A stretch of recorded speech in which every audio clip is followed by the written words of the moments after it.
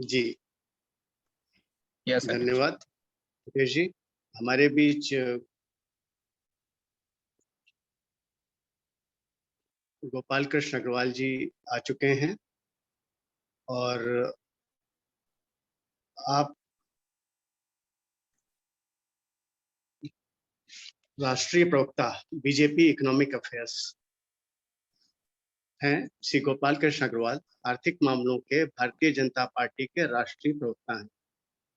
यह institute of chartered accountant of India ICAI के एक साथी सदस्य भी हैं। वह एक आर्थिक विचारक हैं और अखबारों, वित्तीय पत्रिकाओं के लिए बड़े पैमाने पर लिखते हैं और संगोष्ठियों और सम्मेलनों में व्याख्यान देते हैं। वह इंडिया पॉलिसी फाउंडेशन IPF के कोषाध्यक्ष और एक ट्रस्टी थे। वह वित्त मंत्रालय द्वारा MSME क्षेत्र पर टास्क फोर्स के सदस्य भी हैं। वह central council of company secretaries में भारत सरकार के नामित हैं और north eastern electrical power company के बोर्ड में स्वतंत्र निदेशक और बैंक ऑफ बड़ौदा और भारतीय कॉर्पोरेट मामलों के बोर्ड ऑफ गवर्नर्स के सदस्य हैं। वह नमामि गंगे पर जल संसाधन मंत्रालय के सलाहकार भी। 13 वर्ष की छोटी उम्र में गोपाल कृष्ण अग्रवाल ने 1975 में आपातकाल के दौरान सत्याग्रह में भाग लिया और 3 महीने तक जेल में रहे। उन्होंने जलाधिकार, नागरिक मंच, श्री जी गौसदन, दुग्ध सहकारी आंदोलन और भ्रष्टाचार विरोधी आंदोलन जैसी विभिन्न जन कल्याणकारी परियोजनाओं की शुरुआत की है। उन्होंने काला धन और रिश्वत विरोधी संहिता पर एक विधेयक का मसौदा भी तैयार किया है। ये हैं हमारे अपने गोपाल कृष्ण अग्रवाल जी। गोपाल जी, आपका हम स्वागत करते हैं इस मंच पे पुनः, और आपसे निवेदन है कि आप आज जल के ऊपर अपने द्वारा किए जा रहे कार्य और United nation sustainable development goal के अंतर्गत जो यूनाइटेड नेशंस के जो लक्ष्य हैं उसको ध्यान में रखते हुए अपनी बातों को रखें। धन्यवाद। Welcome Gopal ji, welcome. आप अपना वीडियो ऑन कर लीजिए।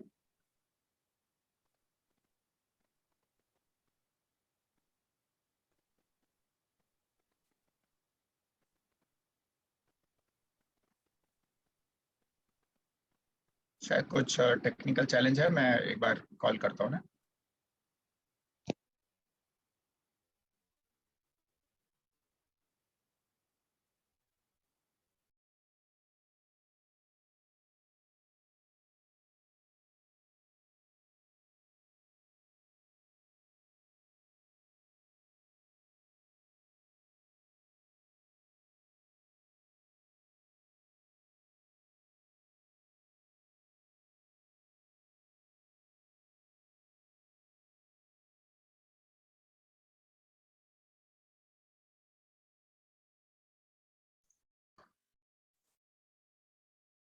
अभी गोपाल जी कुछ एक मिनट में हमारे साथ जुड़ने वाले हैं। तब तक मैं थोड़ा यूनाइटेड नेशंस के इस गोल के बारे में चर्चा कर लूं। जैसा कि मैंने अभी थोड़ी देर पहले भी कहा था कि clean water and sanitation is one of the basic survival needs. If this is not fulfilled, it is a collective shame on humanity that even though we are progressing to reach to other planets, satellites, moons and all, but we are not able to provide clean water and sanitation facilities to all citizens of this planet. So somewhere, humanity as a whole has got a misdirection, which needs to be corrected by bringing focus on all those issues which matter the most. So United Nations, of course, they are doing their job of drafting all these goals. And of course, we believe that they would not leave any stone unturned to meet these goals by 2030. There was some news from United Nations that due to the corona related setbacks to the economy and the growth, it will be difficult to meet the goals by 2030. So we thought that if citizens of this planet come together, join hands into a synergy platform and become a complementary force to United Nations, then probably we get a better chance to meet these goals still by the same deadlines. So as part of SALN, we are integrating all those self-actualizing people who are living their lives in a meaningful way, purposeful way, and in a mission-oriented manner, so that they can become 1 + 1 11 and 1 + 1 + 1 111. So we thought of starting these global summits and launching all the 17 UN SDG goals platforms, which are now shaping up very well, and we are getting an overwhelming response from experts of all these domains to join hands with us. So just after the summit, we will formalize several such relationships. And we will also launch these platforms to have a regular discussion, manthan, and fact-finding, data collection, whatever it takes to meet these goals. So let me just quickly check if Gopalji has come.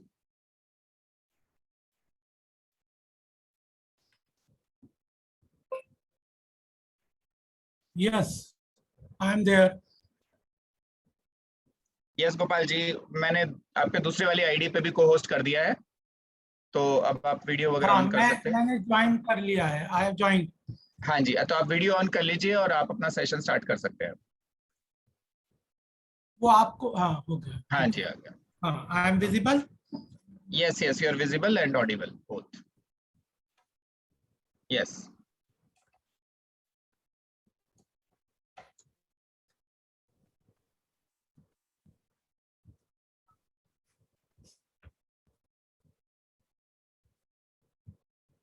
नमस्कार।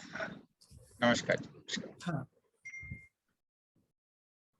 मैं mix language में बोलूँगा, है ना? बिल्कुल, कोई problem नहीं है। हाँ, तो सभी को डिफाइंड वैल्यूज कंसल्टेंट का मैं आभार व्यक्त करता हूँ कि मुझे आज यहाँ आप लोगों से बात करने के लिए बुलाया, मौका दिया। और ये जो self actualization of all leaders program है, इसमें मेरा दूसरी बार यह भागीदारी आज होगी। मुझे काफ़ी अच्छा लगा था, पहला जो प्रोग्राम हुआ था वह भी मुझे काफ़ी अच्छा लगा था। और पानी क्योंकि मेरा बहुत ही फेवरेट सब्जेक्ट है, मैं इसमें 2012 से इस पे व्यापक रूप से जलाधिकार फाउंडेशन एक संस्था हम लोगों ने बनाई है, उसके अंतर्गत हम लोग इसमें काम कर रहे हैं। और 2012 में जब यह जो नेशनल वाटर पॉलिसी तीसरी आई थी, तब ड्राफ्ट नेशनल पॉलिसी के ऊपर हम लोगों ने इस पे काम करना शुरू किया था। और यह जो आज का विषय है, क्योंकि यह सस्टेनेबल डेवलपमेंट गोल्स के अंतर्गत यह जो 6th गोल है, clean water and sanitation, United Nations का, यह एक महत्वपूर्ण पहले हर देश के विकास और उन्नति के लिए। मैं पीछे अभी एक कार्यक्रम, हमारी एक किताब है जो पब्लिश हुई है मेरी और मेरी बेटी की, युतिका अग्रवाल की, ब्लूम्सबरी ने पब्लिश किया, उसके लॉन्च प्रोग्राम में था। तो वहाँ पे एक बात आई थी कि लेट देयर बी वाटर, एक इजराइल की बहुत फेमस किताब है। तो उस पुस्तक में भी इजराइल के डेवलपमेंट, विकास के लिए पानी का कितना महत्वपूर्ण योगदान है, वह पूरा विस्तृत रूप से दिया गया है। हमारी पुस्तक भी अर्बन वाटर मैनेजमेंट को बहुत एक्सटेंसिवली रिसर्च डॉक्यूमेंट है, जो कि डील करती है 8 वर्ष का काम है जो उसमें आया है। तो मैं कुछ बातें जो हमारे रिसर्च में, जो हमारे ग्राउंड लेवल पे काम करने में सामने आई है, वह आपके सामने इसमें रखूंगा। शुरू में मैं कुछ देर बोलूंगा, फिर उसके बाद एक छोटा सा पीपीटी है और एक वीडियो भी मैं आपके साथ शेयर करूंगा, ग्राउंड लेवल पे जो हमारी एक्टिविटीज चल रही हैं, किस तरह से ग्राउंड लेवल पे काम कर सकते हैं। छोटा सा वीडियो है 4 मिनट का, और एक 10 स्लाइड की पीपीटी, और उसके बाद हम क्वेश्चन आंसर ले सकते हैं। ये जो क्लीन वाटर है, जब भी जगह जगह पे जहां जहां पे भी हम गए हैं, तो यह clean water and sanitation health के लिए बहुत ही महत्वपूर्ण है। और यह बात यूनाइटेड नेशंस के भी ध्यान में आई है, इसलिए इसको एक महत्वपूर्ण सस्टेनेबल डेवलपमेंट गोल्स के रूप में उन्होंने लिया है। और भारत के लिए भी एक बहुत महत्वपूर्ण स्टेप्स है यह की, क्योंकि इसके बगैर हेल्थ जो है, क्लीन वाटर और सैनिटेशन के बगैर अगर कोई भी कंट्री सोचे कि हम इकोनॉमिक प्रोग्रेस कर लेंगे, हमारे सिटीजनशिप लोगों की हेल्थ अच्छी रहेगी, तो वह बहुत असंभव टास्क है और वह पॉसिबल नहीं है। अगर आप समाज में हर व्यक्ति को स्वच्छ जल, पीने योग्य पानी उपलब्ध करा पाए और सैनिटेशन के लिए प्रॉपर व्यवस्था कर दें, तो बहुत सारा जो हेल्थ इंफ्रास्ट्रक्चर के ऊपर हेल्थ का खर्चा होता है सरकार का भी और इंडिविजुअल लेवल पे भी, वह भी कम हो सकता है। तो इसकी जितनी इम्पोर्टेंस हम आके वो कम है। और मैं हितेश चंदेल जी का और अरविंद तिवारी जी का आभार भी व्यक्त करता हूं कि उन्होंने मुझे बुलाया और अपनी बात यहाँ रखने के लिए मौका दिया। पोस्ट कोविड स्थिति में अब हेल्थ की इम्पोर्टेंस हम सबके सामने बहुत अच्छी तरह उजागर हो गई है कि अगर हेल्थ अच्छी नहीं रहेगी तो जीवन में देश कितना भी प्रगति कर ले, व्यक्तिगत सुख सुविधाएं, लेजर, ये सब बेकार हो जाते हैं। और हेल्थ एक महत्वपूर्ण जो हिस्सा है जीवन यापन का, वह पूरा होना चाहिए।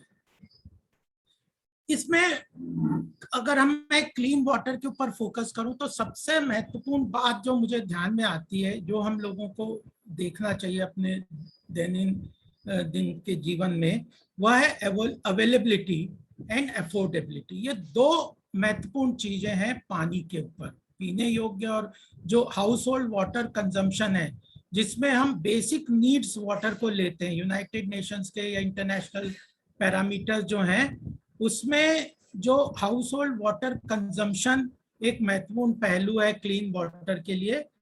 और उसमें ड्रिंकिंग वाटर आता है, डे टू डे यूज, खाना बनाना है, जो डेली जो स्वच्छता के लिए घर में आवश्यकता है वह, और कपड़े धोना या क्लीनलीनेस, ये जो बेसिक जो आवश्यकता है वह सारे हाउस होल्ड वाटर कंजम्पशन के अंदर आते हैं और उसकी अवेलेबिलिटी क्लीन वाटर के अनुसार होनी चाहिए। यह महत्वपूर्ण डेफिनेशन है। दूसरा, इसका जो उपयोगिता बहुत बड़ी है वह है कृषि क्षेत्र में, एग्रीकल्चर सेक्टर में। उसमें पानी की उपलब्धता होनी चाहिए, उसका पैरामीटर, क्वालिटी, अवेलेबिलिटी उसकी अलग है, लेकिन जो एग्रीकल्चर सेक्टर में भी पानी की बहुत प्रचुर मात्रा में आवश्यकता होती है और इंडस्ट्रियल सेक्टर में भी, तो इनकी क्वालिटी, अवेलेबिलिटी अलग होती है। लेकिन आज हम फोकस करेंगे clean drinking house hold water for consumption. तो इसमें अवेलेबिलिटी एंड अफोर्डेबिलिटी के यह जो लक्ष्य है अपना, जो 6th लक्ष्य है यूनाइटेड नेशन का, जिसको भारत ने भी अडॉप्ट किया है, सस्टेनेबल डेवलपमेंट गोल्स को, उसको सुनिश्चित नहीं कर पाएंगे। जहां तक आप सारा लिटरेचर पढ़ते होंगे, देश में सब जगह पे सब लोग, सब प्रबुद्ध लोग हैं, आजकल सोशल मीडिया में बहुत इंफॉर्मेशन है। पृथ्वी में there is abundance of water, almost जो है 70% ऑफ आवर अर्थ है में पानी की अवेलेबिलिटी है, और लिविंग बीइंग्स में तो बहुत ज्यादा प्रचुर मात्रा में पानी की अवेलेबिलिटी है। लगभग 90% human body, birds, animals and plants का जो कंपोजिशन है वह पानी के द्वारा है। एबंडेंस है पानी की, लेकिन जो फ्रेश वाटर है, ड्रिंकेबल वाटर है, यूजेबल वाटर है, जिसको पोर्टेबल वाटर कहते हैं, उसकी शॉर्टेज है। वह उसकी अवेलेबिलिटी मात्र 3% है। 97% जो पानी की पृथ्वी पे अवेलेबिलिटी है, जो 70% पृथ्वी पे अवेलेबिलिटी कंपोजिशन है पानी का, उसमें से 97% is not very much usable because of it is present in the ocean and not usable in that form. तो इसलिए हम लोगों को इतनी अबंडेंस होने के बाद भी, पानी की उपलब्धता होने के बाद भी अवेलेबिलिटी के ऊपर जो है और अफोर्डेबिलिटी के ऊपर बहुत सारे इश्यूज हैं। तो यह जो फ्रेश वाटर की अवेलेबिलिटी है, ड्रिंकेबल वाटर की अवेलेबिलिटी है, इसका डिस्ट्रीब्यूशन मैनेजमेंट देखें तो सबसे महत्वपूर्ण बात आती है पानी के अंदर इज इश्यू ऑफ मैनेजमेंट। क्योंकि पानी की अवेलेबिलिटी 3% भी सफिशिएंट है। पृथ्वी जो है वो वाटर स्ट्रेस वैसे नहीं है ओवरऑल लेवल पे, और भारत तो वाटर स्ट्रेस्ड है नहीं। भारत में पानी की अवेलेबिलिटी सफिशिएंट है और 2050 तक तो ये अबंडेंट वाटर सब अवेलेबिलिटी है। लेकिन जो ज्योग्राफिकल डिस्ट्रीब्यूशन है और सीजनल डिस्ट्रीब्यूशन है पानी का, वह बहुत वेरिड है।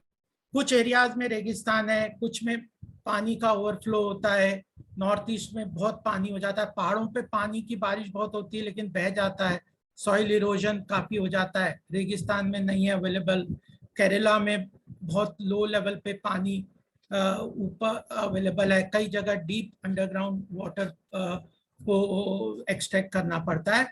तो एक तो रीजनल ज्योग्राफिकल जो डिस्ट्रीब्यूशन है वह एक प्रॉब्लम है, एक है सीजनल डिस्ट्रीब्यूशन भी। बारिश के दिनों में खूब पानी है लेकिन फिर जब समर आती है या एक्सट्रीम विंटर आ जाती है तो एकदम पानी की कमी हम लोग देखते हैं।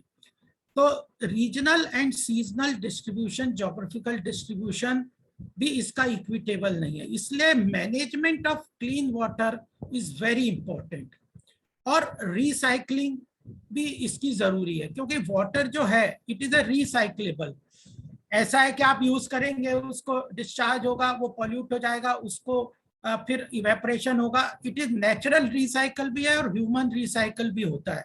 तो नेचुरल जो रिसाइकल जो होता है पानी का और ह्यूमन रिसाइकलिंग पॉल्यूशन को कंट्रोल करने का, कम करने का है, तो यह भी एक महत्वपूर्ण है, इसमें भी मैनेजमेंट का रोल आ जाता है।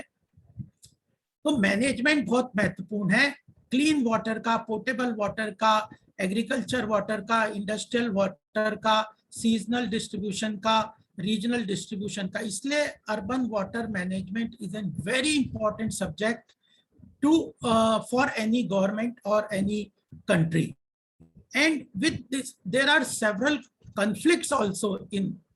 जब मैं ये बात कह रहा हूं तो मैं आपके सामने कुछ कॉन्फ्लिक्ट्स भी इसके आपके सामने रखूंगा जो extensively we have dealt it in our books, water and element of life, consumption by the marginalized and the price sensitivity. तो इसमें वेरियस कॉन्फ्लिक्ट्स जो अराइज होते हैं, इसके कारण जो मैंने अभी आपको ऊपर के विषय बताए वह है कि इक्विटेबल एक्सेस नहीं है। उसमें मार्जिनलाइज सेक्शन, जो weaker sections of the society हम देखते हैं, poor sections of the society देखते हैं, उन लोगों के पास पानी की अवेलेबिलिटी सुनिश्चित करना एक बहुत बड़ा चैलेंज है।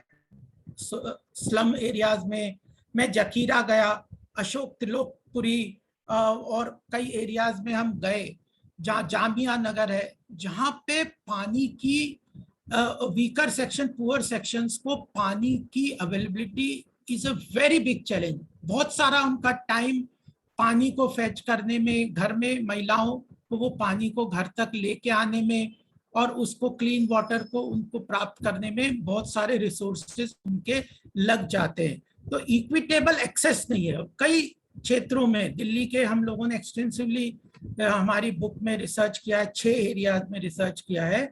तो जैसे वसंत कुंज है या साउथ एक्सटेंशन है जो एफ्लुएंट प्लेसेस है, तो इसमें इक्विटेबल एक्सेस सब क्षेत्र में नहीं होता।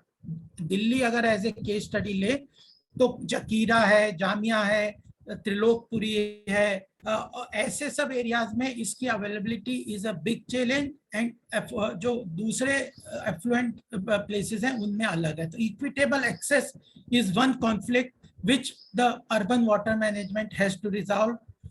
Then there is a conflict of competing uses. जैसे मैंने कहा एग्रीकल्चर में आवश्यकता है, इंडस्ट्री में आवश्यकता है, पीने में, खाने में, कपड़े धोने में और क्लीनलीनेस में। तो जो कॉम्पिटिंग यूजेस है पानी के, उसका अलाइनमेंट, उसका एलोकेशन, यह भी एक सरकार के लिए बहुत बड़ा चैलेंज है। फिर तीसरा बड़ा कॉन्फ्लिक्ट है पानी में, वह है क्वालिटी ऑफ वाटर। क्योंकि बहुत जगह मैंने देखा कि पानी अवेलेबल है, लेकिन सैनिटेशन की लाइन के साथ ही वो पाइपलाइन लगा दी। जैसे तिलोकपुरी में हम लोगों ने देखा कि वो जो नालियां हैं जिसमें कि डिस्चार्ज वाटर जाता है, उसी के अंदर पाइपलाइन, क्योंकि जगह नहीं है, 3-3 फुट की गलियां हैं बीच में और ऊंचे ऊंचे मकान बना दिए दोनों तरफ, तो वह उन नालियों के अंदर ही उन्होंने पाइपलाइन बिछा रखी है फ्रेश वाटर की, तो इंटरमिंगलिंग हो जाता है, तो क्वालिटी बहुत खराब हो जाती है और फिर सप्लाई में भी क्वालिटी काफी खराब है। तो क्वालिटी एंड अवेलेबिलिटी तीसरा कॉन्फ्लिक्ट है। चौथा बड़ा कॉन्फ्लिक्ट अब पॉलिसी लेवल पे विश्व में आ गया है, जिसको हम कहते हैं कमर्शियलाइजेशन। और यह बड़ा महत्वपूर्ण विषय है, जो कि इस पानी के अंदर जो रिसर्च कर रहे हैं, काम कर रहे हैं, चाहे वो सोशल एक्टिविस्ट हो, सोशल वर्कर्स हो, पॉलिसी मेकर्स हो, डिसीजन मेकर्स हो, इम्प्लीमेंटेटर्स हो, जो पानी की इंडस्ट्रीज में काम करते हैं, पानी के प्रोडक्ट्स में काम करते हैं, वह है कमर्शियलाइजेशन। एक पॉलिसी लेवल पे एक बहुत बड़ा एक वैचारिक कई सालों से चल रहा था, जिसपे हमने एक्सटेंसिवली काम किया है, वह है कि जब पानी के कॉन्फ्लिक्ट को रिजॉल्व करना है, पानी की अवेलेबिलिटी को सुनिश्चित करना है, तो इसका कंजर्वेशन होना चाहिए, पॉल्यूशन को रोकना चाहिए। और जो ग्राउंड वाटर है, रिवर वाटर है, जो नेचुरल स्ट्रीम्स हैं, ग्लेशियर्स हैं, हिमालय बहुत बड़ा इसका सोर्स है, लेक्स हैं, वाटर बॉडीज हैं, तो इनका जो प्रिजर्वेशन, कंजर्वेशन, ग्राउंड वाटर की आवश्यकता है। तो इस कंजर्वेशन के लिए, कंजम्पशन को कंट्रोल करने के लिए एक बहुत बड़ी स्थिति लोगों के मन में है कि प्राइसिंग, कमर्शियलाइजेशन होना चाहिए पानी का। यानी अगर आप प्राइसिंग कर देंगे तो वह कंजर्व करेगा। और इस पे मैं जरूर आप लोगों का ध्यान देना चाहता हूं कि जैसे हमारी पुस्तक में, यह वाली जो पुस्तक है, इसमें 2 विषय हमने बहुत एक्सटेंसिवली डील किए हैं। वह है कि वाटर का जो प्राइसिंग है, रिसर्च है, प्राइसिंग अगर आप करेंगे तो, क्योंकि पानी का जो खर्चा है किसी भी परिवार का या परिवार का, आज के समय में वर्तमान प्राइसिंग लेवल में वह बहुत कम कंपोनेंट है जो वो पानी पे उसका खर्चा होता है। लेकिन जैसे जैसे वह उसकी इनकम लेवल बढ़ती है लोगों की, तो वह खर्चा और कम होता है। लेकिन जो गरीब तबका है, उसका component of expenditure on water is higher. यानी अगर मेरा 10 रुपए का रोज का खर्चा है, तो जो अगर गरीब परिवार है वह 2 रुपए पानी पे खर्च करता है, तो 20% उसका कंजम्पशन होता है पानी के ऊपर। और अमीर का अगर वह 100 रुपया उसकी इनकम है, तो उसका 2% ही कंजम्पशन होता है। तो अगर प्राइसिंग आप कर देंगे पानी का, तो weaker sections of the society, जिसको marginalized sections of the society हम कहते हैं, उसके कंजम्पशन पे इसको ज्यादा इम्पैक्ट होगा। और दूसरा, यह तो एक बात है कि वीकर, अगर हम प्राइसिंग करते हैं पानी की, तो वीकर सेक्शंस के ऊपर कंजम्पशन पे ज्यादा उसकी दिक्कत होगी। और एक दूसरा पहलू इसका साथ में यह होता है कि अगर प्राइसिंग हो, क्योंकि यह नेसेसिटी गुड्स है, मेरिट गुड है, पब्लिक गुड है, यानी पानी की आवश्यकता जीवन यापन के लिए बहुत महत्वपूर्ण है। यह बेसिक, हवा के बाद अगर किसी व्यक्ति को या किसी प्राणी मात्र को किसी तत्व की जीवन यापन के लिए तत्व की आवश्यकता है, तो वह पानी है। पानी के बिना कोई अपना जीवन यापन नहीं कर सकता। तो ये जो असेंशियल गुड्स हैं इकोनॉमिकली, जिनको मेरिट गुड कहते हैं, जिनके कारण हेल्थ अच्छी रह सकती है, स्वास्थ्य अच्छा रहेगा और जो जीवन यापन के लिए आवश्यक है, उन लोगों को प्राइसिंग अगर आप कर देंगे, तो आप उसके कंजम्पशन को वीकर सेक्शन ऑफ सोसाइटी से शिफ्ट करके हायर सेक्शंस में तो ले जाएंगे। दूसरा, उसके वो कंजम्पशन को मजबूरन कम करना पड़ेगा, वो अपनी आवश्यकता से कम उसको कंज्यूम करेंगे। तो यह जो बहुत पॉलिसी लेवल में कई बार ये चर्चा आती है कि pricing is an effective mechanism for conservation या एम्पेरिकल एविडेंस रिसर्च में मेरिट गुड्स, एसेंशियल गुड्स, जो राइट टू लाइफ में जो लाइफ के एलिमेंट हैं, पंच तत्व हैं, उनके कंजम्पशन पे वह इम्पैक्ट नेगेटिव करता है, उतना इम्पैक्ट नहीं करता, क्योंकि वह गरीब तबका ऑलरेडी कम कंजम्पशन, जितनी उसकी आवश्यकता है उसका जो लोअर लेवल पे, मिनिमम लेवल पे ही वो कंज्यूम कर रहा है।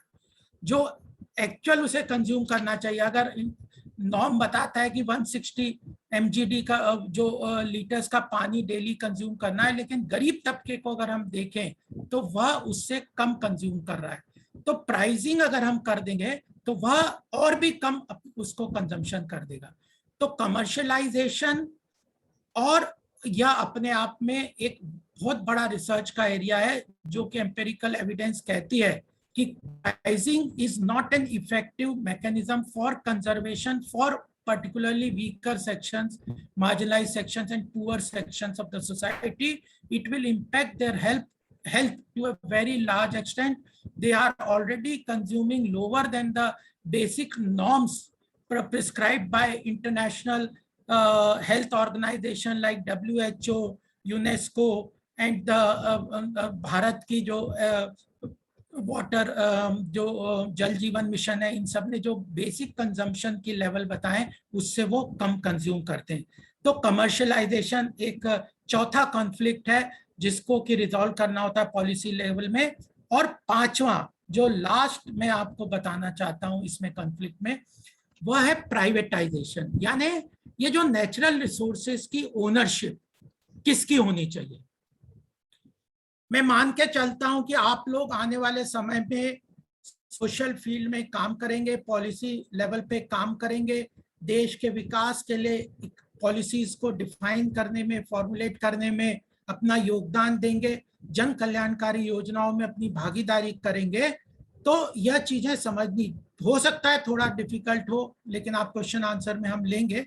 लेकिन जो प्राइवेटाइजेशन है, नेचुरल रिसोर्सेज की ओनरशिप, इकोनॉमिक पॉलिसी में एक महत्वपूर्ण विषय है जिसपे कि एक्सटेंसिवली काम हुआ और बहुत सारे कॉन्फ्लिक्ट अराइज होते हैं।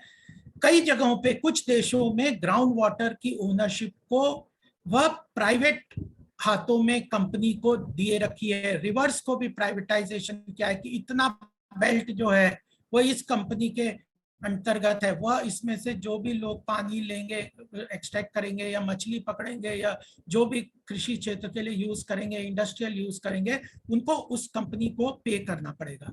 और ग्राउंड वाटर के अंदर भी लैंड के साथ वो जो उसके नीचे का पानी है वह उसकी ओनरशिप उस इंडिविजुअल की होगी। तो ओनरशिप ऑफ जो लाइफ एलिमेंट है उसके बारे में भी एक बड़ा कॉन्फ्लिक्ट है। लेकिन हमारा संविधान, हम क्योंकि भारत एक बहुत प्राचीन देश है, यहाँ पे सामाजिक शास्त्र में बहुत सोच विचार के चीजों को देखा गया है और पंच तत्व खासकर हवा पानी जैसे पानी के मुद्दे पे एक्सटेंसिवली हमारे यहाँ पे काम किया गया है। और वह कहता, हमारा संविधान भी इस बात को एग्री करता है कि जो पानी जैसा महत्वपूर्ण रिसोर्स है जिसके बिना जीवन यापन कंप्लीटली मुश्किल है, उसकी ओनरशिप वो है ट्रस्टी। सरकार के पास भी उसकी ओनरशिप नहीं है। It belongs to the public, people of the country, and the government is not also ownership own that resources. तो रिवर्स को कोई ओन नहीं कर सकता, ग्राउंड वाटर को कोई ओन नहीं कर सकता, पॉन्ड्स को कोई ओन नहीं कर सकता, ऐसे जो लेक्स हैं उनको ओन नहीं कर सकता। तो ownership of ground water and water, natural water resources is vested in the government as a trustee. They are only trustee of that resources in the name of the people. तो ownership वाले में हमारा संविधान बहुत clear है कि article 21 में right to life, right to water, यानी जीवन यापन के लिए पीने योग्य पानी प्रोवाइड करना सरकार की जिम्मेदारी है और साथ में उसकी ओनरशिप सरकार की नहीं है। It is only a trustee. बहुत सारे कोर्ट केसेस हैं जिन्होंने एस्टेब्लिश कर दिया है कि यह जो वाटर है इसकी ownership cannot be privatized. When the government itself does not own it, then how can it transfer it to any private company? तो कुछ प्रयास हो रहे हैं, जैसे दिल्ली जल बोर्ड का प्रयास हो रहा है कि इसको प्राइवेटाइज कर दिया जाए ग्राउंड वाटर को। तो जलाधिकार फाउंडेशन इस बात के भी अगेंस्ट काम कर रहा है। Ownership and commercialization and privatization of water is not allowed in our constitution. Constitution clearly says about that, and pricing is not only the means of right conservation, but conservation एक mass movement होना चाहिए। हर आदमी को conserve अगर नहीं करेगा तो पानी का, जैसे मैंने शुरू में कहा कि 3% पानी अवेलेबल है जो कि पोर्टेबल है, तो उसका रिसाइकलिंग बहुत आवश्यकता है। नेचुरल रिसाइकल को भी प्रिजर्व करना और इंडिविजुअल रिसाइकल करना, पॉल्यूशन नहीं करना। नदियों को हम गंदा कर देंगे, पॉन्ड्स को, वाटर बॉडीज को हम कचरा डाल देंगे, उसमें नालियां जोड़ देंगे, उसमें उसको रिचार्ज करने के लिए ग्राउंड वाटर का ध्यान नहीं रखेंगे, अनचेक्ड एक्सट्रैक्ट करके उसको पानी को बहाते रहेंगे, ट्यूबवेल लगा देंगे। तो ये मास मूवमेंट की भी जरूरत है, और इस मास मूवमेंट के लिए एक अवेयरनेस कैंपेन की भी जरूरत है। तो एनजीओस को काम करना है, सरकार को काम करना है कि जो कंजर्वेशन ऑफ वाटर है वह मास अवेयरनेस से ज्यादा होता है। इसमें जलाधिकार फाउंडेशन और एनजीओस का बहुत बड़ा रोल है कि हम लोग मास अवेयरनेस क्रिएट करते हैं कि conservation and preservation of water bodies, ground water, river etcetera is a responsibility of every citizen in the country. Government alone can not ensure. अगर हम गंदा करते रहेंगे, हम कचरा डालते रहेंगे, वाटर बॉडीज को अपने आसपास डिस्ट्रॉय करते रहेंगे, ग्राउंड वाटर को ठीक नहीं रखेंगे, उसमें स्टॉर्म वाटर मतलब सीवेज वाटर को पेनिट्रेट करने देंगे, तो फिर ये कंजर्वेशन नहीं होगा और हमें पानी की शॉर्टेज जो प्रकृति ने प्रचुर मात्रा में हम सबको दी है वह मुश्किल हो जाएगी। और इसलिए पॉलिसी मेकिंग में उसमें बहुत महत्वपूर्ण रोल होता है एनजीओ का, सामाजिक संस्थाओं का, इंटरवेंशन का। हमारे यहाँ पे जैसे संविधान में तो कई चीजें पानी के बारे में मैंने बताया। आर्टिकल 27 कहता है कि पीने योग्य पानी निःशुल्क रूप से जनता को प्रोवाइड करना सरकार की जिम्मेदारी है। कमर्शियलाइजेशन नहीं होगा, प्राइवेटाइजेशन नहीं होगा, हमारी पॉलिसी में लिखा है, लेकिन वह एडवाइजरी रूप में है क्योंकि ये कॉन्करेंट लिस्ट में स्टेट और सेंटर के सब्जेक्ट पे है, तो यह एडवाइजरी रूप में ये पॉलिसीज है। We need a strong law. At present whatever we are talking is from the derived law, कि कोर्ट केसेस से हमने डिराइव किया, वो किया है, ऐसे किया है। और जबकि उत्तराखंड और ने ये घोषणा कर दी है कि rivers are a living being, they have a human right, but अभी बहुत सारे कॉन्फ्लिक्ट हैं जो रिजॉल्व करने हैं। इसलिए एक नेशनल वाटर फ्रेमवर्क लॉ चाहिए जिसमें इन चीजों को बहुत स्पष्ट रूप से इनकॉर्पोरेट कर दे, और हम लोग उसके लिए भी काम कर रहे हैं कि नेशनल वाटर फ्रेमवर्क लॉ आए जिसके अंदर बहुत सारी चीजें हैं जो कि हमें ध्यान में रखनी है कि रिवर बैंक के सामने जो कैचमेंट एरिया होता है वह प्रॉपर है। क्योंकि अगर आप यमुनोत्री चले जाएं, यमुना हमारे दिल्ली में बगल में बहती है, अगर यमुनोत्री अगर आप कोई गए होंगे, मैं तो 2-3 बार गया हूँ, देखेंगे तो एक ट्रिकल डाउन, एक छोटा सा झरना है जिसमें से वो पानी ऊपर से गिरता है और यमुना निकलती है। नर्मदा हमारे यहाँ की बहुत बड़ी नदी है, 30 नंबर की बड़ी नदी है, वो अमरकंटक में देखे तो एक 1.5 बाई 1.5 का कुंड है, एक छोटा सा, उसमें से वो निकलती है। और आज बाहर आगे जाए अमरकंटक में या बाकी जगह इतनी बड़ी नदी बन गई। तो ये कैसे बन गई? उसकी ट्रिब्यूटरीज आई हैं, कैचमेंट एरिया से पानी वहां पे रेन वाटर को कंजर्व किया, उसको ग्राउंड वाटर को रिचार्ज किया और रिवर को रिचार्ज किया गया। तो अगर रिवर बेड्स को हम उस पर कंस्ट्रक्शन कर देंगे, इलीगल कंस्ट्रक्शन कर देंगे, एंक्रोचमेंट कर देंगे, तो नदियों का वही हाल होगा जो यमुना का हो गया है कि गंदा नाला बन गया है।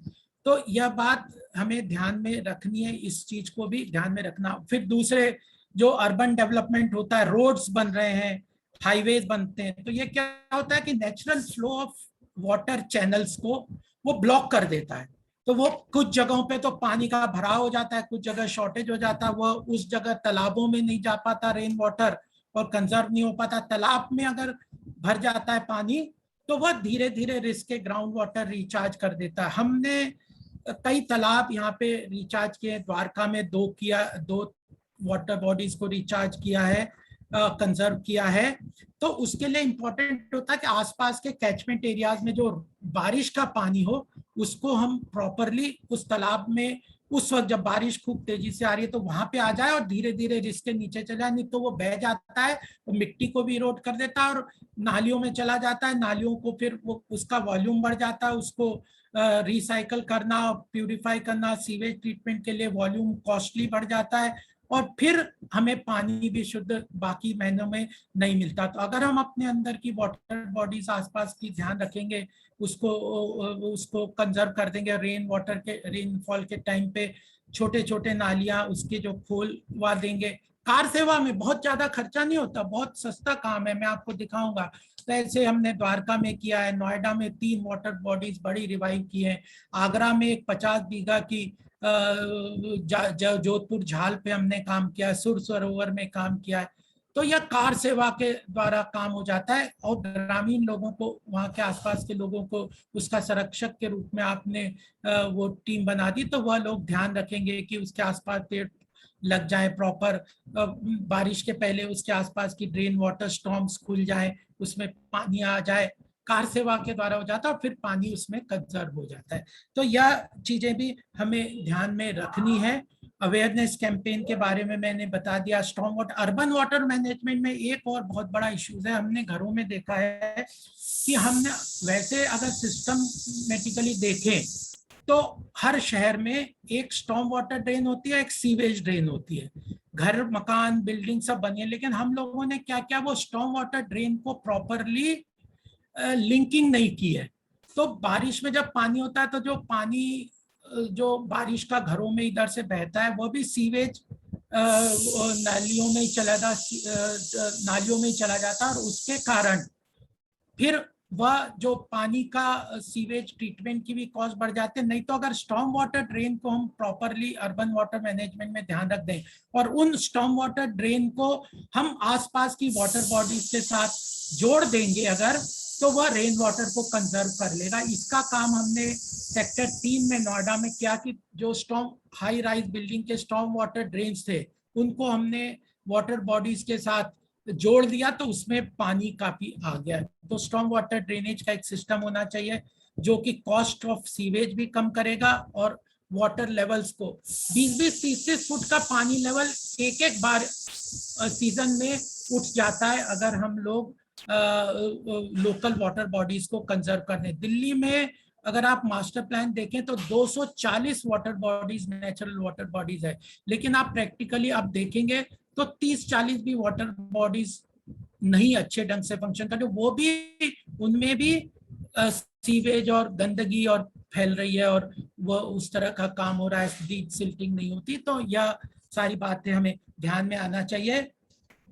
अब मैं आपको एक प्रेजेंटेशन छोटी सी दिखा देता हूं जो कि जलाधिकार की एक्टिविटीज जो हो रही हैं, जिस तरह से आप लोग भी उस तरह से काम कर सकते हैं। पॉलिसी इंटरवेंशन बहुत जरूरी है, जागरूक सिविल सोसाइटी को जागरूक रहना चाहिए, नहीं तो पॉलिसीज बहुत गलत बन जाती हैं, policies becomes counter people centric. सरकार के इंटेंशन बहुत अच्छे भी हैं, जैसे जल जीवन मिशन है जिसमें सरकार ने इस बार टारगेट लिया है कि 2019 तक मात्र 2 करोड़ लोगों के घरों में पानी टैप्ड वाटर था और इन 3 साल में 2.5 साल में लगभग 3 करोड़ और घरों को टैप्ड वाटर मोदी जी के नेतृत्व में हम देने में सफल हुए हैं। और हमारा टारगेट है 2024 तक 19 करोड़ जो हाउस होल्ड हैं टोटल भारत में पॉपुलेशन में, उन सबके घर में टैप्ड वाटर प्रोवाइड कर दें। इसके लिए 3.5 लाख करोड़ का बजट में प्रोविजन भी किया है।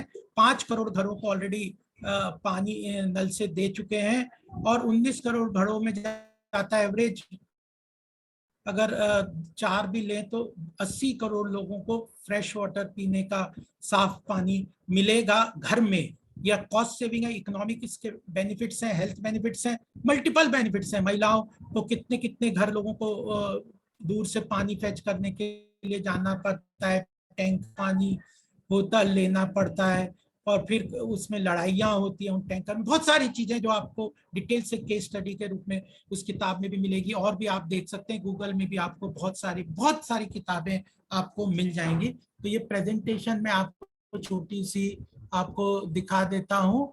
ये स्क्रीन शेयर कर सकते हैं क्या हम? हाँ जी, आपके पास परमिशन है, कर सकते हैं। हाँ। आ गया स्क्रीन? हाँ जी, विजिबल हो गई है।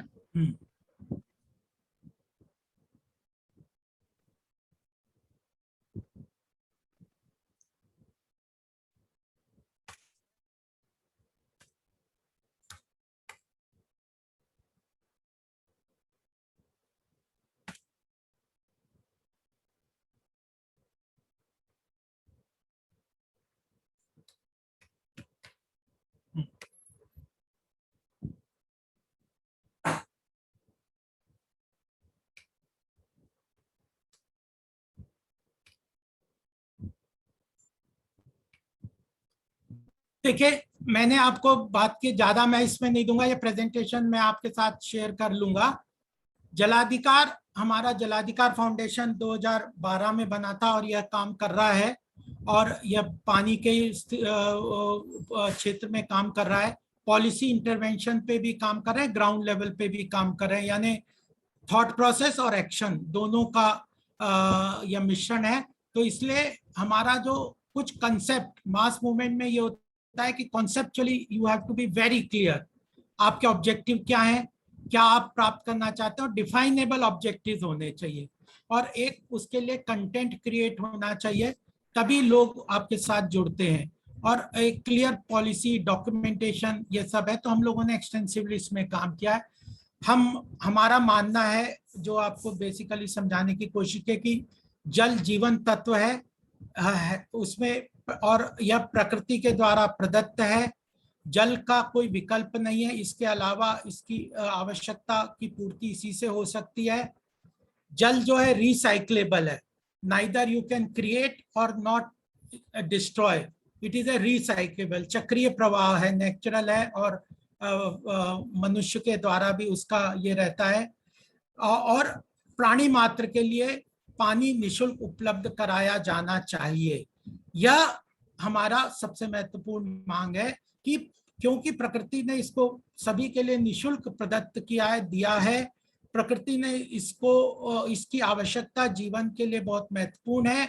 सरकार इसकी ट्रस्टी है, सरकार, हमारा कॉन्स्टिट्यूशन इसको नियम बनाता है कि पीने योग्य पानी सबको मिलना चाहिए और निशुल्क मिलना चाहिए। तो यह हमारा सबसे बड़ा ऑब्जेक्टिव है, पीने योग्य पानी हर व्यक्ति को निशुल्क मिले, क्योंकि गरीब लोगों को इसकी ज्यादा कॉस्ट, मतलब वह अगर प्राइसिंग होगी तो वह उसके कंजम्पशन से डिराइव्ड हो जाएंगे। तो यह एक हमारा थॉट प्रोसेस है।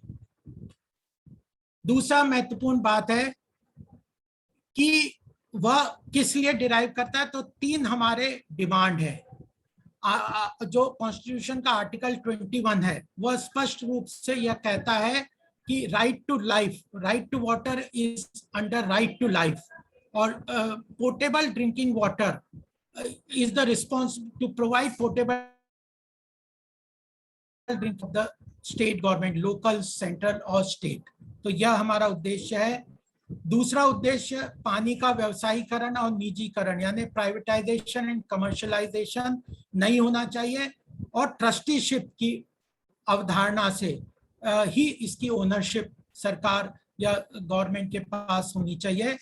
और तीसरा महत्वपूर्ण है कि यह सारे दोनों डिमांड है, लेकिन हमारा कर्तव्य क्या है, वह यह है कि जल संसाधन जो नेचुरल रिसोर्सेज ऑफ वाटर है उसको प्रभावी रूप से conservation and preservation is the responsibility of every individual, her level पे, मात्र सरकार के ऊपर यह डिपेंड नहीं हो सकती। तो यह उद्देश्य दूसरा है। या कोर्ट केस को मैं बस पूरा नहीं जाऊंगा, कई सारे कोर्ट केसेस हैं, बहुत एक्सटेंसिवली एक चैप्टर डील करता है, करीब 15-20 कोर्ट केसेस हैं जो इस चीज को स्टैब्लिश करते हैं। सबसे महत्वपूर्ण है MC मेहता वर्सेस कमलनाथ, जिसमें कोर्ट ने बहुत स्पेसिफिकली इस बात को क्लियरली दिया है। और अब तो पानी जैसे महत्वपूर्ण, मैंने जैसे बताया उत्तराखंड वगैरह में तो यह बात मान ली गई है कि even rivers are a living being, तो ह्यूमन, उनके ह्यूमन राइट्स की तरह राइट्स हैं कि they have a life in itself, और उसके बगैर जीवन, चाहे पेड़ पौधों का या उसमें जो मछली जीव जंतु हैं वह नहीं सस्टेन कर सकते, तो दे have a human right even reverse. और यह एक महत्वपूर्ण पहल हमारे देश में कोर्ट ने ली है, और हमारी संस्कृति और उसका प्रभाव है कि हम लोगों के अंदर इतनी स्पष्ट विचार इसके बारे में है। अब मैं आपको यह, क्योंकि हम इस ऑब्जेक्ट को कैसे अचीव करते हैं, वह है हमने बहुत सारी विचार गोष्ठियां की है, क्योंकि डिबेट डिस्कशन से ही वादे वादे जायते तत्वबोध, हमारे उपनिषदों में कहा है कि through discussion and debate alone you can reach to the truth. तो you need wide spread discussion on issues. बड़ी कॉम्प्लेक्सिटीज हैं, कॉन्फ्लिक्ट्स हैं, उन सबको रिजॉल्व करने के लिए लोगों के विचार सबके सुनना, विचार गोष्ठियों को हम एक्सटेंसिवली ऑर्गेनाइज करते हैं। सेमिनार है, डॉक्यूमेंटेशन के लिए काफी सेमिनार करते हैं हम लोगों ने। पद यात्रा, ये सब चीजें आप लोग भी कर सकते हैं अपने अपने क्षेत्र में, किसी भी मास मूवमेंट के लिए ये जरूरी है। अवेयरनेस करने के लिए बच्चों का स्कूल में, कॉलेज स्टूडेंट्स और जगहों को, जैसे यमुना यात्रा, पद यात्राएं बहुत सारी निकाली हैं जिसमें पानी के इश्यूज पे हम अवेयरनेस करते हैं। जल उपवास तक हमने पूरे दिन, एक दिन जल उपवास किया कि आज हम उपवास करेंगे जल सामूहिक रूप से, और दिन भर पानी के विषय पे चर्चा करेंगे, मास मूवमेंट, लोगों के विचार सुनेंगे। जल उपवास है, अवेयरनेस क्रिएट करने का नुक्कड़ नाटक हम लोगों ने करे हैं उन चीजों पे। जल गीत है, चित्रकला प्रतियोगिता है, पोस्ट कार्ड, हमने करीब 70,000 पोस्ट कार्ड लोगों से कुछ इश्यूज पे क्वेश्चन करके राष्ट्रपति को भेजे हैं, जो इश्यूज पे नहीं तो एक बहुत बड़ा मूवमेंट हमारे देश में प्राइवेटाइजेशन और कमर्शलाइजेशन को लेके चला था, जिसको और अभी फिर से दिल्ली में चलने का प्रयास हो रहा है, जल बोर्ड को प्राइवेटाइज कर दिया जाए। पहले तो वर्तमान सरकार जो दिल्ली के, उनने कहा था कि हमारे साथ थी कि प्राइवेटाइजेशन नहीं होना चाहिए, लेकिन अब वो फिर कर रहे हैं। तो इस चीज को भी हम बहुत स्ट्रांगली इसके ऊपर, क्योंकि डेमोक्रेसी में जनता की आवाज और जनता की आवश्यकताएं और जनता की आकांक्षाओं को इनकॉर्पोरेट करना जरूरी है। तो एक मैसिव सर्वे करके हम लोग ऑनलाइन गूगल डॉक्यूमेंट ये सब क्रिएट करके आगे बढ़ते हैं। तालाबों का रिवाइवल है, लोकल समितिज बना रखी है, जल अदालत भी हमने होल्ड की है नोएडा जैसे RWS को लेके और वसंत कुंज वगैरह में, कि उनके इश्यूज को, ऑफिसर्स को बुलाया और उनके इश्यूज को रिजॉल्व करने के लिए जल अदालत भी ये किए हैं। जल गीत है, तो ये सारे तालाबों का संरक्षण, बावड़ियों का पुनर्निर्माण, नवीनीकरण, शुद्धिकरण, ये सारी गतिविधियां हम लोग लेके चल रहे हैं। ये कुछ फोटोग्राफ्स हैं, जैसे ये जल अदालत का है, ये वाला फोटो जल अदालत है, ये जल उपवास है, ये सेमिनार डिस्कशंस है, ये अवेयरनेस प्रोग्राम है जामिया में, ये एक्सटेंसिव डिस्कशंस है कॉलेजेस वगैरह में, गांधी फाउंडेशन में, इस तरह की एक्टिविटीज हम लोगों ने ली है। ये पार्लियामेंट में पॉलिसी मेकर्स के लिए इंटरवेंशन के लिए पार्लियामेंट एनेक्सी में हम लोगों ने यह कार्यक्रम किए। कई बार हम MPs को मिलते हैं, उनको समझाते हैं, उनको क्लैरिटी देते हैं, उनके एरियाज में बहुत लोग खुश होते हैं। पार्लियामेंट में MPs के साथ हम उनके कॉन्स्टिट्यूंसी की स्टडी करके उनको देते हैं, तो वह लोगों को इम्प्लीमेंट करने में काफ़ी आसानी, हमारे साथ जुड़ने के लिए तैयार होते हैं या एनेक्सी में प्रोग्राम करते हैं। ये तालाब का, ये कार सेवा के द्वारा यह कार्यक्रम किया गया है। ये द्वारका की फोटो है, कार सेवा की है। ये चर्चाएं अलग अलग क्षेत्र में, आगरा में, दूसरी जगह पे अलीगढ़ में, अलग अलग जगहों पे, पटना में, यह चर्चाएं हम लोगों ने की है, कॉलेजेस में भी की है। यह दयाल सिंह कॉलेज में ये किया है, यह मास पार्क में कार्यक्रम किए। इस तरह के कार्यक्रमों को जलाधिकारी ने किया है। ये गांधी पीस फाउंडेशन का मैंने बताया, इतने लोग, हजार, इतना, इसमें ये जो पद ये वाली है, ये जल यात्रा, पद यात्रा मैंने कहा वो है। ये जो है ये नुक्कड़ नाटक हमने प्ले किए।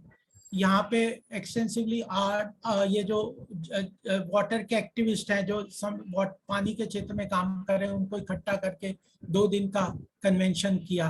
और बहुत व्यापक इस सब्जेक्ट में सपोर्ट युवाओं का और स्टूडेंट्स का, कॉलेज के स्कूल के स्टूडेंट्स को अर्ली लेवल पे पेंटिंग कॉम्पिटिशन्स में उनका भागीदारी होती है। ये कुछ हमारे जो उपलब्ध, यानी जोधपुर झाल 55 हेक्टेयर पे का ये था। मुगल कालीन ये तालाब था जो पूरी तरह से एंक्रोचमेंट होता जा रहा था। पहले यमुना से जुड़ा हुआ था, लेकिन बाद में इस यमुना का ने रास्ता बदल दिया तो इसमें पानी नहीं आता था। तो इसको रिवाइवल में डीएम के साथ मिलके इसको रिवाइवल किया। और आपको फोटो दिखाऊंगा, मतलब अब लहलहाता रहा, सूख पड़ रहा था, लोग उसको एनक्रोच कर रहे थे। वहां के लोगों को मिलके अब पूरी आगरा की बहुत बड़ी पानी की समस्या का समाधान के रूप में इसको लोग वहां देख रहे हैं। द्वारका में मैंने बताया 2 तालाब का रिवाइव किया। एयरपोर्ट के पास, एयरपोर्ट का पूरा पानी बह जाता था बारिश में। एयरपोर्ट का 6000 हेक्टेयर की जो वो पूरा पानी है एयरपोर्ट का, वह नालियों में चला जाता था। उसको डाइवर्ट करके जो रबड़ के वो लगा दिए उसमें, वन साइडेड की, वो जब पानी आता है तो तालाब में वो नाली वो खुल जाता है रबड़ का डैम, और फिर वो उसमें चला जाता है पानी, और फिर वापस आता है तो वो रुक जाता है। इस तरह के हमने बांध बनाए, चेक बांध छोटे छोटे, और 20-20 फुट एक सीजन में पानी द्वारका वगैरह के उसके आसपास के क्षेत्र में ग्राउंड वाटर लेवल ऊपर आ गया। प्लास्टिक वाटर बॉटल के ऊपर भी हमने युवाओं को प्रोत्साहित किया। उन्होंने प्रतिबंध, दिल्ली यूनिवर्सिटी में कई कॉलेजेस में अब प्लास्टिक बॉटल को रोक दिया। लोगों ने कहा कि अपनी बॉटल्स लेके आए और वो उसमें पानी का इंतजाम हो, वो बात करें। पोस्ट आर्ट का मैंने आपको बताया ये है। ये देखिए, ये जोधपुर झाल है, कितनी बड़ी, ये ह्यूज पानी, ये यहाँ से पानी इधर से आता है, उसमें जाता है, नाले में चला जाता था। इतने पानी को, ये एक सूखा पड़ा हुआ था, एनक्रोच हो रहा था, इसको किया गया है। ये जो है दिल्ली के, ये नोएडा के ये 2 तालाब है, मैंने आपको बताया।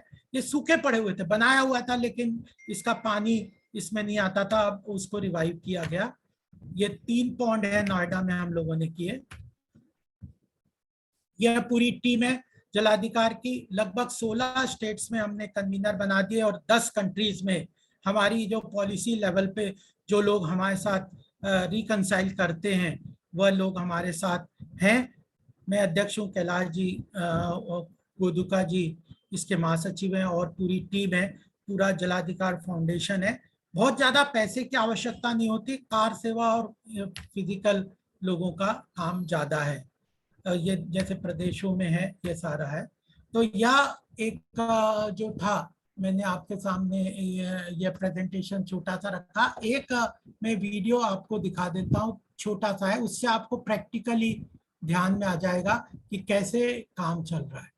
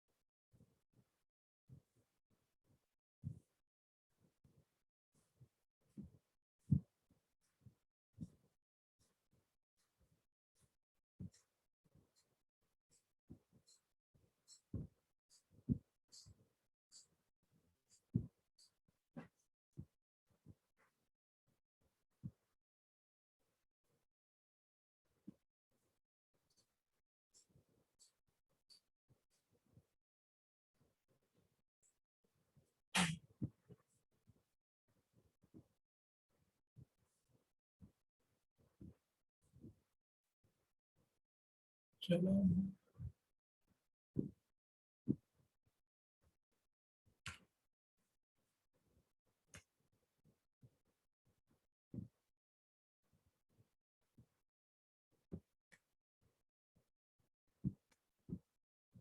In the meantime, I request everyone to have your questions ready.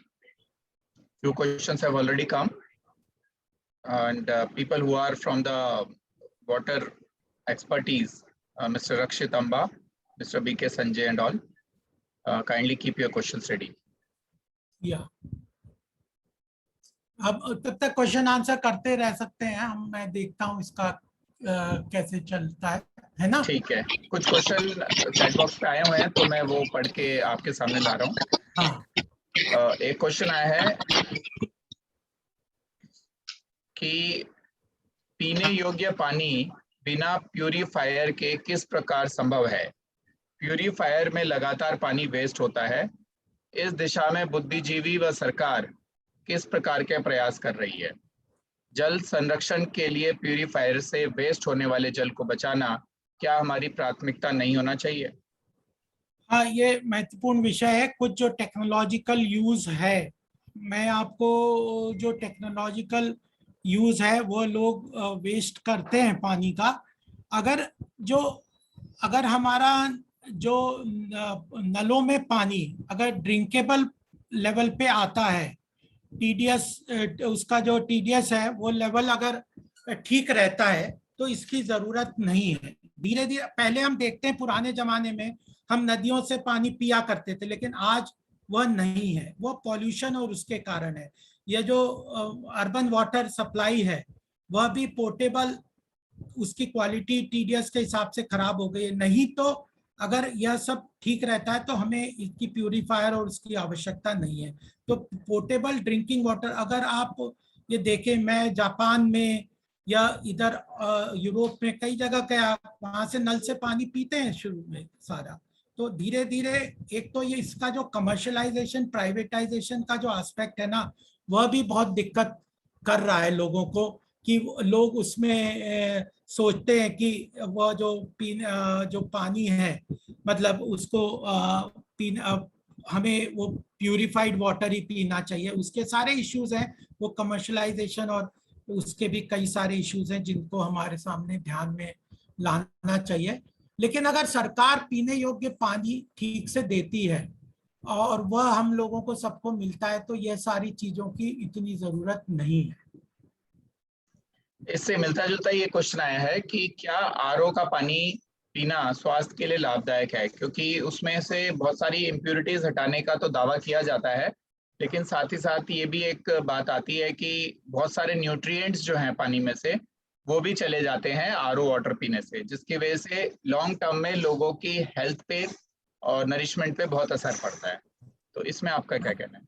हाँ, वो तो है ही कि जो आरओ वाटर में मिनरल्स वगैरह का जो प्रॉब्लम है, इसीलिए जो सबसे बड़ी बात है कि जो सरकार का खर्चा हो रहा है या जो इंडिविजुअल का खर्चा हो रहा है, पानी का वेस्टेज हो रहा है, उसका अर्बन वाटर मैनेजमेंट और सप्लाई से बिल्कुल सीधा रिलेशन है। इसका एक ही सॉल्यूशन है कि जो proper drinkable portable drinking water as per international specification supply होगा तो ये सारी चीजें अपने आप में खत्म हो जाएगी, खर्चा भी बढ़ेगा। कई बार हम शॉर्ट टर्म पैसा सोचते हैं कि जैसे इंफ्रास्ट्रक्चर क्रिएट करने में उसमें जो बहुत खर्चा लगता है, लेकिन इन द लॉन्ग टर्म जो सप्लाई सिस्टम जो टैप्ड वाटर है, इन सब का जो सिस्टम है वो ठीक अगर सप्लाई हो जाता है तो हमें दिक्कत नहीं होगी। तो हमें क्या चीज है ऐसा जो रोक रही है कि हम, क्योंकि इतने बड़े लेवल पे इंफ्रास्ट्रक्चर या तो गवर्नमेंट बना सकती है या फिर अगर उसको प्राइवेटाइजेशन कर दे तो बन सकता है, तो आम जनता तो इसमें एक तरह से हेल्पलेस फील करती है कि उसके पास जो है एक मूलभूत जो आवश्यकता है पानी की, वो या तो पहुंच ही नहीं रही है या पहुंच रही है तो उसकी क्वालिटी वो नहीं है जो कि होनी चाहिए। हाँ बिल्कुल, ये बात देखिए, इसका प्रॉब्लम पता है क्या है, पॉलिसी लेवल पे थिंकिंग में कहीं ना कहीं इस चीज में प्रॉब्लम आती है कि पीने योग्य जो, इसीलिए policy intervention national water framework law की भी आवश्यकता है कि पीने योग्य पानी, अगर जो अर्बन वाटर मैनेजमेंट है, आप इजराइल का मैं एग्जांपल लेता हूं, उन्होंने मैसिव खर्चा किया पानी के सप्लाई के लिए, और आज इजराइल जो कि वाटर स्टार्व्ड कंट्री था वह वाटर सरप्लस कंट्री है। तो वह अर्बन वाटर मैनेजमेंट के सही टेक्नोलॉजी को यूज करके वह हो गए। तो और सही पॉलिसी इंटरवेंशन, सही वाटर कंजर्वेशन, जैसे टैप्स आते हैं, कंजर्वेशन के टैप्स आते हैं, जो रिसाइकलिंग के जो इक्विपमेंट्स आते हैं, इन सब चीजों को हम लोगों को घर में यूज करना। सबसे बड़ी बात है कि जो अर्बन वाटर मैनेजमेंट में स्ट्रॉन्ग वाटर ड्रेन्स को और लोकल वाटर बॉडीज को अगर हम रिवाइव कर देंगे तो वाटर की अवेलेबिलिटी सफिशिएंटली होगी। और सरकार अपना काम में जो टैप वाटर का जो 19 करोड़ लोगों के घरों में टैप वाटर देगी, उसमें पोर्टेबल ड्रिंकिंग वाटर देगी, तो अपने आप में वह यह सभी समस्याओं का समाधान रहेगा। और इसका पॉलिसी इंटरवेंशन जरूरी है। एक मिनट मैं देखता हूँ ये क्यों नहीं मैं वो आता उस पर एकदम।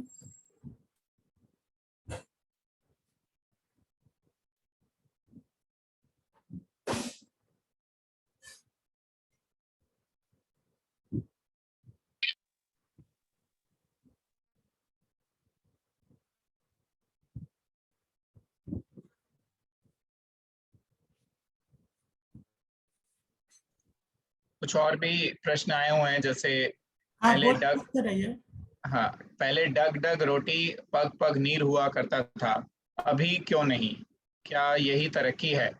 क्योंकि अगर हम देखें तो पहले भारत में एक प्याऊ का कॉन्सेप्ट होता था और थोड़ी थोड़ी दूरी पे घड़े में मटके में पानी पीने का मिलता रहता था, और हाँ, उसमें किसी आरओ की या किसी वाटर फिल्टर की जरूरत नहीं होती थी, और वो पानी ये एक चल गया, ये दे। टेस्टी भी होता हाँ, था। एक मिनट और हम ये देख हाँ लेते जी, हैं हाँ जी, हाँ।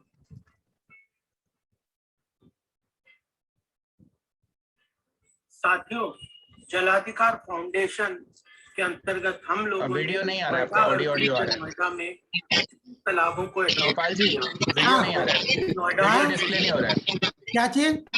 वीडियो डिस्प्ले नहीं हो रहा है। जो डिस्प्ले नहीं हो रहा, स्क्रीन हाँ शेयर। जी, सर दोबारा स्क्रीन कीजिए। हाँ, सर दोबारा स्क्रीन शेयर कीजिए अच्छा। जी। और अरविंद जी आप अपना म्यूट रखिए, आपकी तरफ से बहुत वो ऑडियो डिस्टरबेंस है।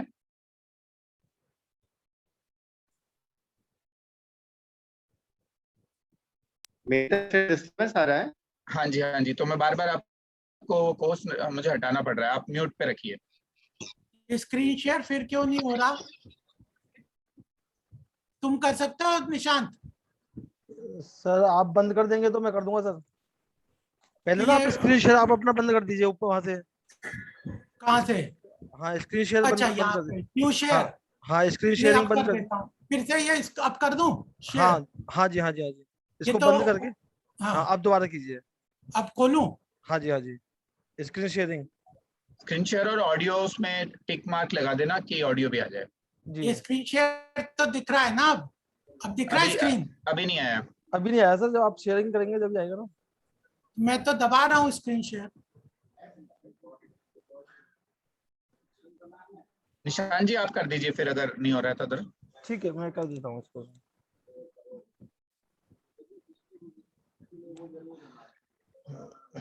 ये लिखा हुआ है ऑल पैनलिस्ट। अच्छा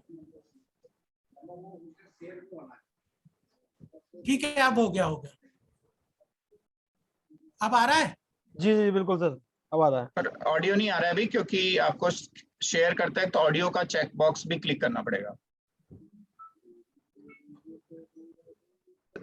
एक बार स्टॉप शेयर करके दोबारा से शेयर कीजिएगा, और जब शेयर स्क्रीन आए तो उस पर एक ऑडियो चेक बॉक्स होता है। जलाधिकार आगे फाउंडेशन आवाज आ गई। के अंतर्गत हम लोगों ने नोएडा और मैक्सिमाइज कर ग्रेटर दीजिए आप। नोएडा में सर इसको 3 पूरा कर दीजिए तालाबों पूरा। को adopt किया। और नोएडा में सेक्टर 135 में और ग्रेटर नोएडा जी के सर। सेक्टर 3 में चेरी काउंटी के सामने 2 तालाबों को हम लोगों ने अडॉप्ट किया। यह तालाब बने हुए थे लेकिन कई वर्षों से इसमें पानी नहीं भर पा रहा था। तो हम लोगों ने 1 महीने के पिछले प्रयास में जो आसपास का कैचमेंट एरिया है उनसे मिट्टी में जेसीबी और उससे लेबर लगा के उन नालियों के साथ तालाब के अंदर उसको जोड़ा। और अभी जो पिछले 2 दिन की जो बारिश हुई यहाँ पे, उसमें हमने देखा कि हमारा जो प्रयास 1 महीने का था बहुत अच्छी तरह से सफल हुआ। जो मंदिर है वहाँ पे पानी का जल भराव होता था, वहाँ पे कुछ दुकानें हैं उसके सामने जल भराव होता था, कैचमेंट एरिया में आसपास गड्ढों में पानी भर जाता था, उनको हम सफलता से तालाब तक जोड़ने हुए और एक ही दिन 2 दिन की बारिश से बहुत तेजी से सारे आसपास का पानी उन तालाब में आया और यह लगभग 3-4 फुट पानी उसमें भर गया है 2 बारिश से ही। अब और बारिश होगी तो वह लबालब पानी से और पूरी तरह भर जाएगा। भैंस भी, बच्चे भी उसका आनंद ले रहे हैं। और कई लोगों ने शुरू में हमें कहा कि हम लोग ग्राउंड वाटर में से पंप लगा के तालाब को भर दें। हम यह नहीं चाहते थे। हम चाहते थे वाटर जो है उसको हार्वेस्टिंग की जाए और आसपास के कैचमेंट एरिया से जो पानी बह जाता है और समस्या करता है उसको इस तालाब में लाया जाए, जोड़ा जाए। तो फिर जब ये भरेगा तो धीरे धीरे यह आसपास के एरिया का ग्राउंड वाटर रिचार्ज करेगा और जो लगभग 2 से 3 लाख मकान आसपास चेरी काउंटी में है उन लोगों की समस्या भी खत्म हो रही है और उस पूरे क्षेत्र में ग्राउंड वाटर रिचार्ज होकर उसका वाटर लेवल बढ़ेगा। इस तरह का जलाधिकार फाउंडेशन ने प्रयास द्वारका में भी किया, आगरा के पास दीनदयाल धाम में भी किया, सूर सरोवर में भी किया और हमें बड़ी सफलता मिली और हमें खुशी है ये बताते हुए कि नोएडा के सेक्टर 3 के 2 तालाब केवल 1 महीने के प्रयास से लगभग 70-75 हजार रुपया ही खर्च हुआ और हम नेचुरल तरीके से बारिश का पानी वहां पे इकट्ठा करने में सफल हुए हैं। और यह प्रयास सभी लोगों के कार सेवा और हमारे कार्यकर्ताओं के परिश्रम से हुआ। ग्रेटर नोएडा अथॉरिटी का सहयोग ये था कि उन्होंने हमें एडॉप्ट करने के लिए यह तालाब दिए। इस तरह के प्रयास को, जल संरक्षण को मैं चाहता हूं कि अपने अपने क्षेत्र में आप लोग उसको बढ़ावा दें, करें, तालाबों का संरक्षण करें। इससे जो प्रधानमंत्री श्री मोदी जी का आह्वान है और प्रयास है कि पीने योग्य पानी हर घर में हर व्यक्ति को नल के द्वारा दिया जाए और जल संरक्षण किया जाए, उसको बहुत बल मिलेगा। जलाधिकार फाउंडेशन के अध्यक्ष के नाते मैं आप सबका आह्वान करता हूं कि इस प्रयास को आगे ले जाएं, बढ़ाएं और इस तालाब में आके इसका आनंद लें।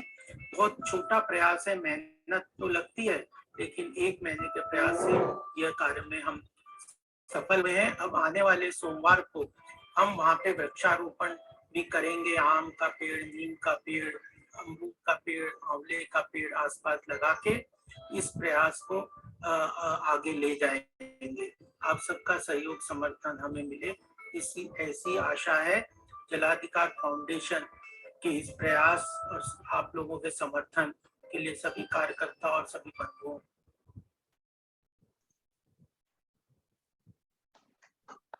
बहुत अच्छा और सफल प्रयास ये है और बिल्कुल ऐसा ही कुछ प्रयास पूरे देश में होना चाहिए। अगर RWA, MWA के साथ आप, क्योंकि गवर्नमेंट के पास सबका डेटा भी है और सबके साथ इन्फ्लुएंस और कम्युनिकेशन भी है, तो अगर हर एक RWA और MWA इस बात की जिम्मेदारी ले ले तो मुझे लगता है कि ये चारों ओर फैलेगी बात।